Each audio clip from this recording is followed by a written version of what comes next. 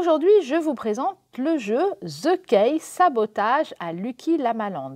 Un jeu d'enquête à partir de 8 ans pour 1 à 4 joueurs pour une durée d'environ 20 minutes. 3 sabotages ont eu lieu dans le parc d'attractions Lucky Lamaland. Vous connaissez les saboteurs et vous devez déterminer les outils, les attractions et les dates qui les lient à chaque personnage.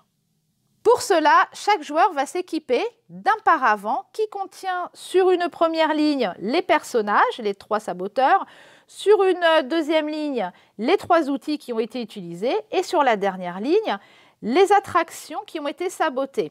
Chaque joueur va récupérer également un dossier d'enquête contenant sur la première page des informations sur les saboteurs, tels que leur âge ou leurs empreintes de chaussures. Sur la page de droite, en haut, vous avez la taille et le poids des outils utilisés. Et en dessous, un tableau avec les ouvertures des différentes attractions du parc. Et sur la dernière page, un plan du parc marqué par les lieux de prise de photos ou encore les points de restauration. Vous allez devoir déduire quel personnage a agi tel jour. On a les jours d'enquête ici avec le petit calendrier, avec quel outil, sur quelle attraction, grâce à des indices que vous retrouverez sur des cartes. Donc, toutes ces cartes, elles sont ici. Il y en a énormément. Elles sont placées au centre de la table, étalées. Voilà, vous étalez toutes les cartes pour tous les joueurs qui puissent y avoir accès. Et au centre, donc vous allez placer un miroir qui pourra être utilisé pour certains indices et également une clé. Il y en a donc 9. Chaque clé a une couleur différente. Chaque clé va correspondre à une enquête à résoudre. Donc ici, on va prendre la clé noire.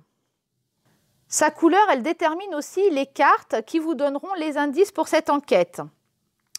Donc, comme j'ai pris la clé noire, il faudra prendre les cartes qui ont un carré noir. Donc, à chaque dos de carte, il y a des couleurs différentes. Ici, noir, bleu, jaune. Ici, il y a différentes couleurs, mais il n'y a pas de noir. Donc, les joueurs devront bien prendre ceux qui ont les cartes noires. Il ne faut pas se tromper parce que si vous vous trompez, l'indice qui vous sera donné ne correspondra pas à cette enquête et ne vous apportera rien, voire vous mettra même dans l'erreur. Les joueurs vont également récupérer un petit crayon effaçable puisqu'il va l'utiliser donc sur son paravent. Au dos de chaque carte, vous trouvez un indice qui permet de faire vos déductions. Donc, un joueur va prendre par exemple cette carte-là et au dos, il va trouver un indice. Ici, il y a en fait pour un indice de ce type-là, c'est une prise de photo et le joueur va devoir utiliser donc le plan du parc pour savoir où a été pris la photo et ça va indiquer quel outil a été utilisé sur quelle attraction en fonction de la prise de photo. Par exemple, donc quand un joueur récupère une carte, il la garde avec lui. Et puis, après, il en prend une autre et tous les joueurs vont jouer comme ça simultanément en même temps et pas se préoccuper des autres. Donc, il va en prendre une deuxième. Je vais essayer de ne pas reprendre un indice qui va donner la même chose. Il va reprendre une deuxième carte. Il y a du noir.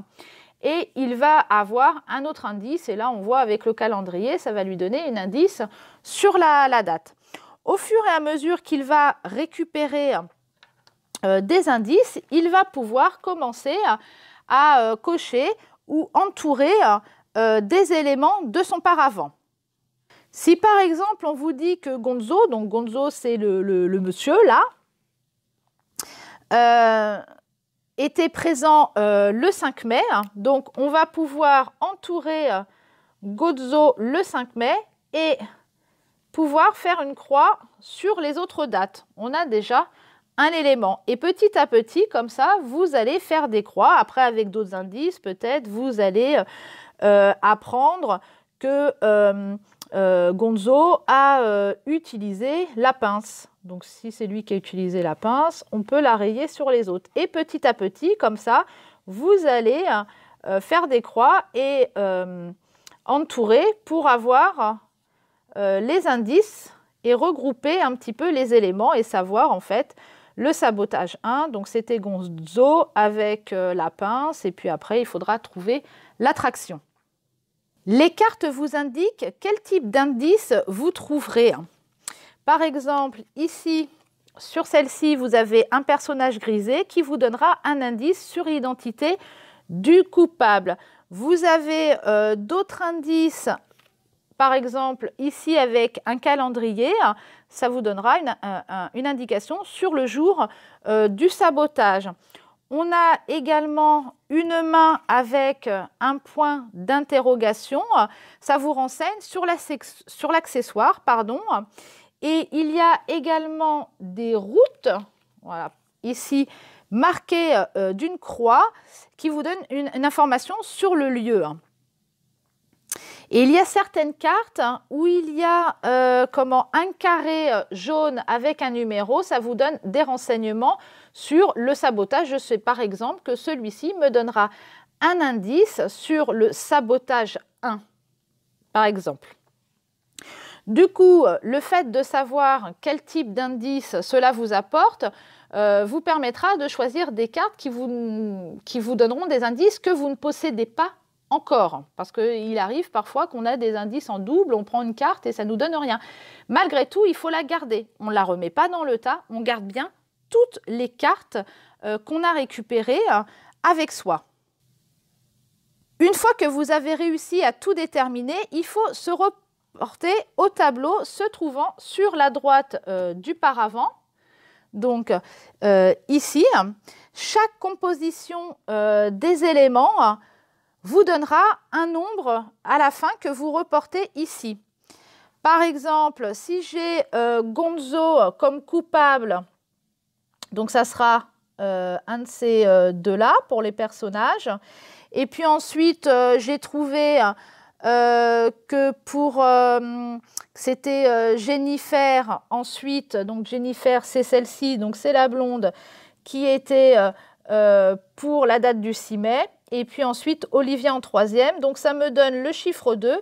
Et en bas, ici, je reporte donc le chiffre 2. Et je fais pareil avec les outils et puis les attractions. Et ça va donc me donner un code à 3 chiffres. Le premier qui pense avoir trouvé et qui a le code à 3 chiffres récupère la clé. Il va attendre que les autres joueurs trouvent aussi le code. Il n'y a pas de temps imparti. Une fois que tout le monde a trouvé le code, le premier joueur va récupérer cette planche-là et va vérifier si le numéro qu'il a trouvé se trouve bien à l'intérieur. Si c'est le cas, il va mettre la clé dans l'emplacement qui correspond, va retourner et voir si ça donne bien sur, sur la couleur de la clé.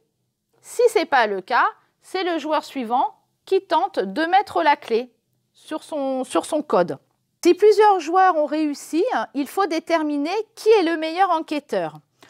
Pour cela, chaque joueur va prendre les cartes qu'il a utilisées et additionne les nombres qui se trouvent en haut à droite des cartes. C'est pour cela qu'il est important de toutes les garder.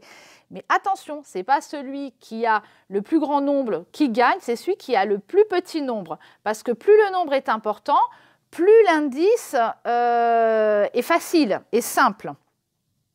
Celui qui a également récupéré la clé en premier aura le droit, si bien sûr il avait trouvé la bonne réponse comme d'autres joueurs, aura le droit de retirer une des cartes de sa main de la plus petite valeur. Donc là, par exemple, 2 points, ça sera toujours 2 points en moins. 9 clés, 9 combinaisons, donc 9 enquêtes. Toutes les cartes que vous devez récupérer ne vous donnent pas dès le départ un indice exploitable. Il faudra parfois plusieurs cartes pour commencer une déduction. Les parties sont rapides, agréables, tous les joueurs ont le nez plongé dans leurs cartes. Et puis quand tout le monde a fini, on se regarde, alors, c'est quoi ton code? Cette présentation se termine. Je vous donne rendez-vous très bientôt avec un nouveau jeu et n'oubliez pas de vous abonner à la chaîne.